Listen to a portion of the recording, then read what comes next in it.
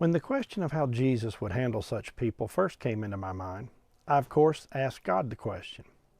The example that God showed me was the story of the crippled man that Jesus healed while speaking in the house in Capernaum. In the story, Jesus is teaching in someone's house, and a large crowd of people have gathered all around the house to hear him speak. Now, outside of the crowd was a man that had been crippled since birth and several of his friends. Well, they wanted to get him in to Jesus, having faith that Jesus could heal him if he was willing. The problem is, they couldn't get through the crowd.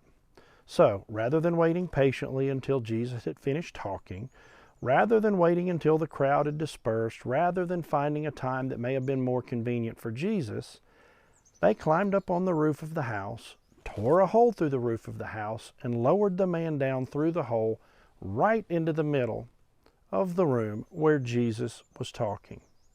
Now, right in the middle of the lesson that he was teaching to all of those other people that were perfectly content to stand quietly and listen.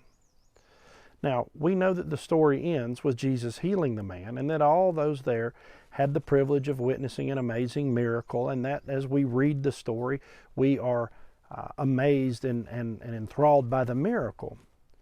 But I've often wondered what would have happened, what would I have thought about the crippled guy and his friends.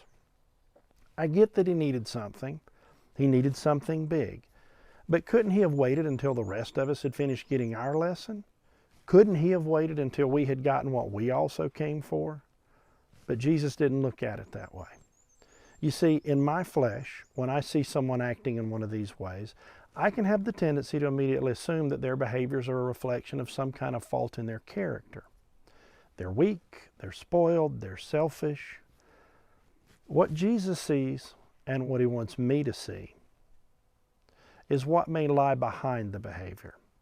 What God is showing me is that even if my assumptions about them are correct, I must look past that and realize that those behaviors are still very likely a product of some form of pain or brokenness inside of that person. Jesus sees people through the lenses of love, understanding, and compassion, not through the lens of judgment and condemnation.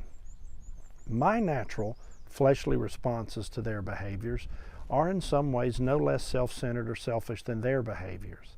I'm still making it about me, my needs and my opinions, not about what may be driving them in their behaviors. Those gaps between our fleshly responses and the way that God would have us respond to people and things around us are the areas where some of our greatest opportunities for personal growth are to be found.